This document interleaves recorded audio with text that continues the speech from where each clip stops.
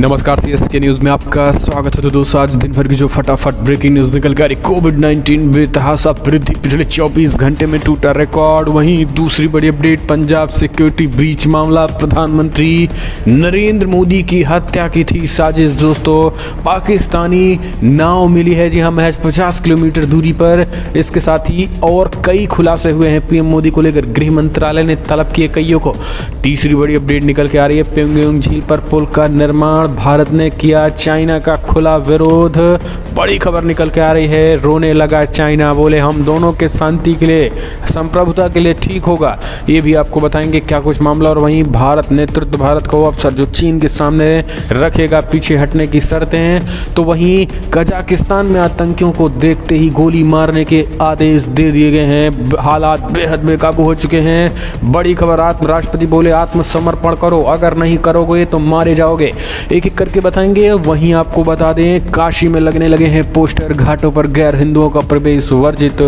वहीं Durand line पर बढ़ा विवाद, तालिबान से बढ़ते टकराव से बढ़ेगी पाकिस्तान की अंदरूनी चुनौतियां, वो भी हम आपको बताएंगे। मौलाना तौकीर रजा ने सीधा सीधा कहा, हम अपने देश में अमन चाहते हैं, लेकिन अगर सब्र का बांध टूटा, यानी भड़काऊ बयान। तो सब कुछ खबर एक एक करके विस्तार से बताएंगे।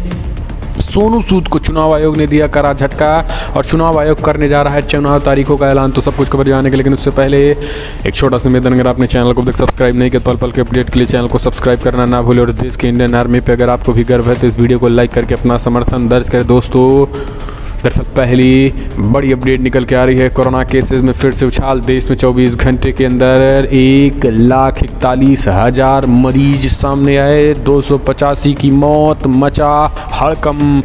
देश भर में कोरोना के नए केसेस की संख्या बढ़ती जा रही है, जब सबसे ज़्यादा कोविड केसेस दिल्ली, महाराष्ट्र और मेट्रो में देखे जा रहे हैं। पिछले 24 घंटों में देश में कोरोना के 1,41,000 नए मामले सामने आए हैं। वहीं इतने ही घंटे में करीब 41,000 कोरोना के मरीज ठीक होकर घर भी लौट गए हैं, जबकि कुल 285 मरीजों की मौत हो गई है। कोरोना की पॉजिटिविटी रेट 9.5% पहुंच गई है। देश में कोरोना के 4,72,000 एक्टिव मामले निकल गए हैं। लेकिन आपको बता दें, पिछले 24 घंटे में दोस्तों बेतहाशा वृद्धि और 1,41,000 मामले आने से चिंता बढ़ गई है। हम चलते हैं एक और अपडेट, प्रधानमंत्री मोदी की सुरक्षा में बड़ी चूक के मामले में, जहां मोदी का था काफिला, वहां से महज 50 किलोमीटर दूर मिली पाकिस्तानी नाव, लावारिस नाव मिली है। जी हां, बड़ी खबर। इसी कारण पाकिस्तान, दरअसल पंजाब के फिरोजपुर में बीएसएफ ने सतलुज नदी में एक पाकिस्तानी नाव बरामद की है, और बरामदी के वक्त ये नाव खाली थी। सुरक्षा एजेंसियों ने जाँच शुरू कर दी और पता लगाया जा रहा है कि ये नाव यहाँ कब आई और कैसे आई, कौन कौन सवार थे, और इससे यहाँ लाए जाने का मकसद क्या था। ये बोट पाकिस्तान की होने का दावा इसलिए है क्योंकि जिस जगह बोट मिली है वहाँ सतलुज नदी पाकिस्तान से वापस भारत में दाखिल होती है। ऐसे में नाव पाकिस्तान की तरफ से ही बहाव के साथ आई है। हालांकि इस नाव में कौन कौन था ये अब जानना बेहद ज़रूरी है। लेकिन दोस्तों, आपको बता दें कि ये मिलने के बाद पुख्ता सबूत मिल रहे हैं कि भाई पाकिस्तान से आने का मतलब ये है कि इसमें कोई ना कोई ज़रूर बैठ कर आया होगा, और कोई न कोई का मतलब केवल आतंकवादी ही समुद्र के रास्ते, जिस तरीके से मुंबई में हमला किया था, ठीक उसी तरीके से सतलुज नदी के जरिए आकर पंजाब में घुस करके और फिरोजपुर में कहीं न कहीं तरीके से प्रधानमंत्री नरेंद्र मोदी को निशाना बना सकते थे। हालांकि पीएम मोदी 20 मिनट से ज़्यादा नहीं रुके, और पीएम मोदी तुरंत ही सिक्योरिटी एजेंसियों ने पीएम मोदी को ले जाकर फिर से एयरपोर्ट पर बिठा दिया। लेकिन अगर पीएम मोदी थोड़ी देर करते तो हो सकता बहुत बड़ा हादसा हो सकता था। यही कारण है कि पीएम मोदी की सुरक्षा में चूक के मामले में पंजाब सरकार ने गृह मंत्रालय को खत लिखकर बड़ी बातें कही हैं। लेकिन यहाँ पर डीजीपी समेत कई लोगों को तत्काल जो है वो तलब कर लिया गया है, और गृह मंत्रालय जांच में कई खुलासे कर रहा है। वहाँ के स्थानीय लोगों ने भी बड़ा खुलासा करते हुए कहा है कि पूरी तरीके से ये मारने की साजिश 1 साल पहले ही हो गई थी। एक वीडियो भी कपिल मिश्रा ने शेयर किया है, जिसमें साफ साफ देखा जा सकता है कि किस तरीके से खालिस्तानियों ने अपने यूट्यूब चैनल पे 1 साल पहले ही एक ब्रिज पर पीएम मोदी को मारने की तैयारी की थी। हम चलते हैं एक और अपडेट, प्योंगयांग झील का पुल निर्माण कर रहा भारत ने खुला जताया विरोध। जी हाँ, चाइना का भारत ने किया विरोध तो रोने लगा चाइना, संप्रभुता का दिया हवाला। दोस्तों, पूर्वी लद्दाख में प्योंगयांग झील पर चीन एक पुल बना रहा है। इस मामले में चीन का कहना है कि वो अपनी क्षेत्रीय संप्रभुता की सुरक्षा के लिए बुनियादी ढांचों का निर्माण कर रहा है। इससे पहले भारत ने गुरुवार को कहा था कि प्योंगयांग झील पर चीन जहां पुल बना रहा है वो क्षेत्र पिछले करीब 60 साल से चीन के अवैध नियंत्रण में है और उसने भारत कभी ऐसी गतिविधि को स्वीकार नहीं किया। साथ ही भारत चीन की गतिविधियों पर करीब से नज़र रखा हुआ है। हम चलते हैं एक और अपडेट लेते हैं। नेतृत्व भारत का वो अवसर जो चीन के सामने रखेगा पीछे हटने की शर्त, 3 दिन पहले मिली अहम टुकड़ी की जिम्मेदारी। जी हाँ दोस्तों, दरअसल भारत और चीन के बीच लद्दाख स्थित एलएसी पर करीब पिछले 2 सालों से तनाव जारी है और इसी को देखते एक बार फिर से बातचीत होने जा रही है। दरअसल 14वें दौर की बातचीत के लिए 12 जनवरी को तारीख तय कर ली गई है।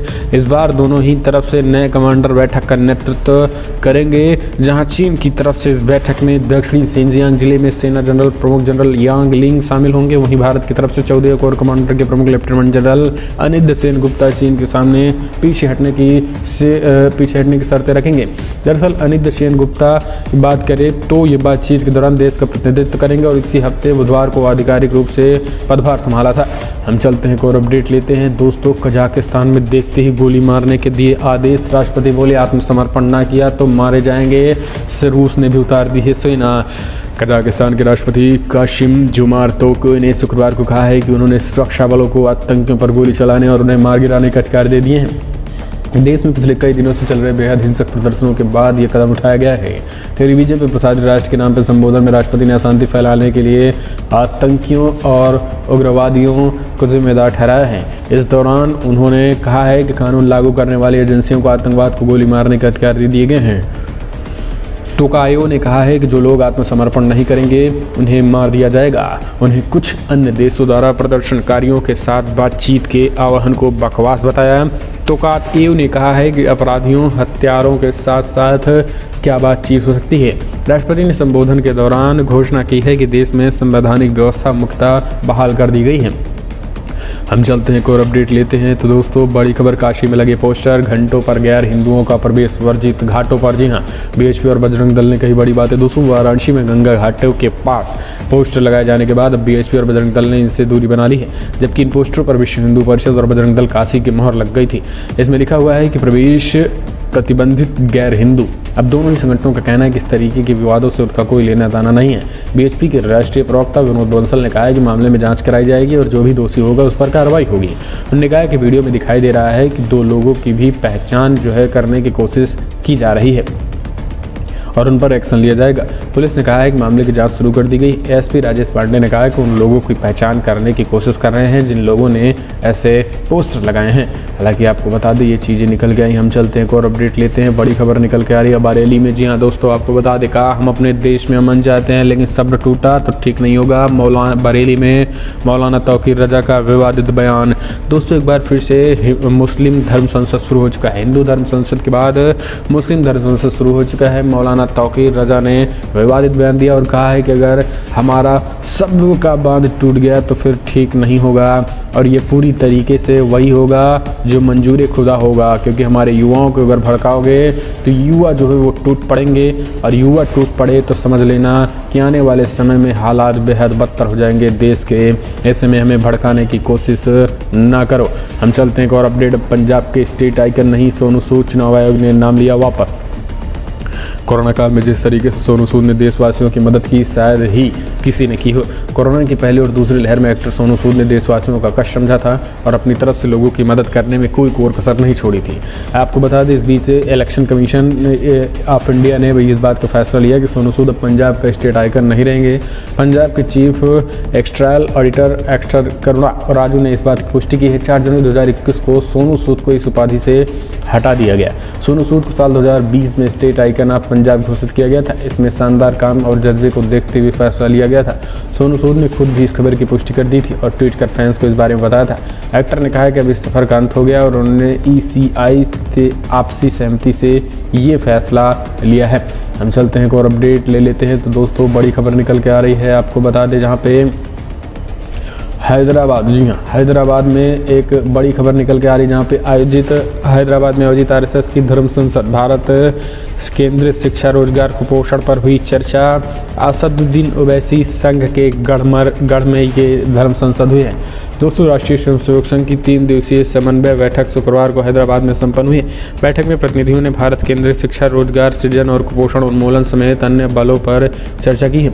ये बैठकें हर साल जनवरी और सितंबर में आयोजित की जाती हैं। आरएसएस महासचिव मनमोहन वैद्य ने संवाददाता सम्मेलन को संबोधित करते हुए कहा है कि बैठक में 36 स्वतंत्र संगठनों ने हिस्सा लिया है। हालांकि इसमें 24 महिलाओं सहित 200 से अधिक प्रतिनिधियों के आने की उम्मीद थी, जिनमें से 91% ने भाग लिया है।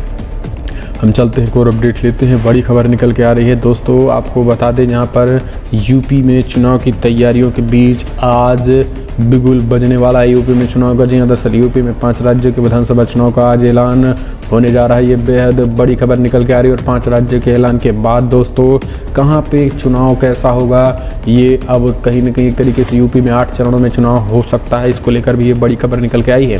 तो यूपी समेत 5 राज्यों में चुनाव के ऐलान। लेकिन दोस्तों, पीएम मोदी की जिस तरीके से सुरक्षा में चीख, इसे आप कैसे देखते हैं? कमेंट के माध्यम से आप अपने सुझाव देना ना भूलें। दोस्तों, एक और बड़ी अपडेट आपको बता दें, चीन के नकली सूरज ने असली से 5 गुना ज़्यादा गर्मी हासिल की। दोस्तों, चीन ने एक नकली सूरज बनाया है, ये बात आपको पता ही होगी। ये सूरज लगातार अपने अधिक तापमान का प्रदर्शन कर रहा है। इसे बनाने का मकसद है चीन की ऊर्जा की ज़रूरतों को क्लीन एनर्जी के तौर पर पूरा करना। हाल ही में इस नकली सूरज ने असली सूरज की तुलना में 5 गुना ज़्यादा तापमान हासिल किया, वो भी 17 मिनट तक।